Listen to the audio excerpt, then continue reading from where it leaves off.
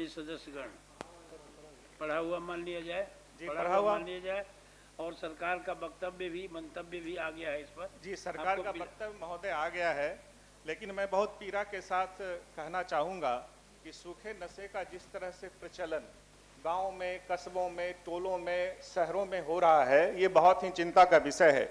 सरकार का मंतव्य है, उसमें एनडीपीएस एक्ट 1985 का जिक्र है और एएनटीएफ का भी जिक्र है, एंटी नारकोटिक्स टास्क फोर्स का भी जिक्र है।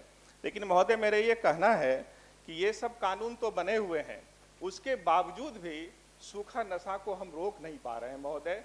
महोदय, अंग्रेजी में एक कहावत है, bury one's head in the sand। उसका मतलब होता है कि non acknowledgement of a problem doesn't mean that everything is fine. ये सब कुछ ठीक चल रहा है, इसको एक्नॉलेज करने की जरूरत है महोदय। सरकार का इकबाल बहुत बड़ा होता है।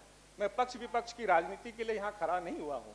सरकार चाहेगी तो ये जो ड्रग कार्टेल है उसको सरकार कुछ ही दिनों में ध्वस्त कर सकती है। सरकार को इसको संज्ञान लेने की जरूरत है महोदय। और महोदय, जब अखबार में खबरें आती हैं कि नशेरी बेटे ने माँ बाप को बेइज्जत किया, मारपीट की, उसकी हत्या कर दी, तो बड़ी पीड़ा होती है, बहुत चिंता होती है कि हम लोग इस राज्य को कहाँ ले जाना चाह रहे हैं महोदय।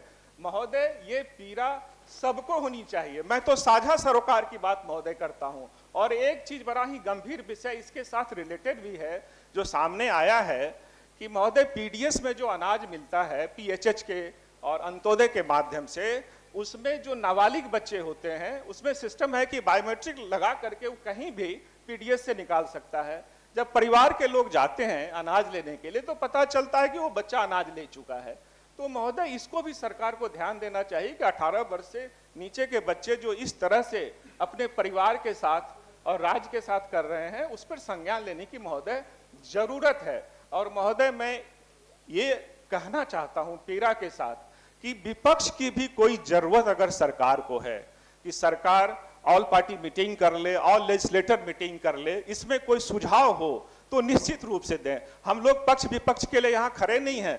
हम बिहार के भविष्य को बचाने के लिए, साझा सरोकार के लिए, साझी विरासत को बचाने का काम करें। और मैं इस सदन के माध्यम से आपका भी संरक्षण चाहता हूं, सदन के तमाम सदस्यों से अपील करता हूं। ये बड़ा ही गंभीर और पीड़ादायक विषय है, इसमें सब लोग मिलकर प्रयास करें महोदय, और ये बहुत जरूरी भी है और सरकार की चिंता इसमें कम लगती है महोदय। मैं नीरज जी, माननीय सदस्य ने जो चिंता व्यक्त किया वो बिल्कुल सही है।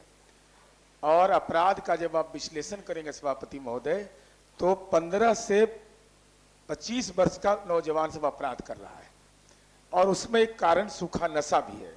हम राज्य सरकार से आपके माध्यम से अनुरोध कर रहे हैं कि जो जैसे आप दूसरे विभाग का टोल फ्री नंबर जारी करते हैं, हर गांव में पंचायत प्रतिनिधि से लेकर सबको जिम्मेवारी तय की जाए कि भाई ऐसी कोई सूचना हो तो इस नंबर पर, और सरकार नियमित मॉनिटरिंग करे। सरकारी कार्यालय में वो टोल फ्री नंबर लिखा जाए, सारे जगहों पर लिखा जाए, और जो इसकी वैधानिक प्रक्रिया वो तो चलता रहेगा, लेकिन सामाजिक जागरूकता अब जिसे बिहार में है, पंजाब सबसे ज्यादा उसके चपेट में है सभापति महोदय। देश का राष्ट्रीय सुरक्षा उससे जुड़ा हुआ है।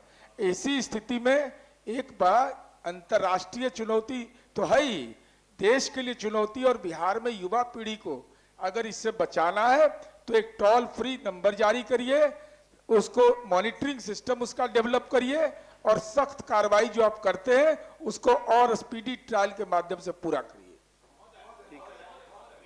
मेरे द्वारा भी ध्यानाकर्षण लाया गया है महोदय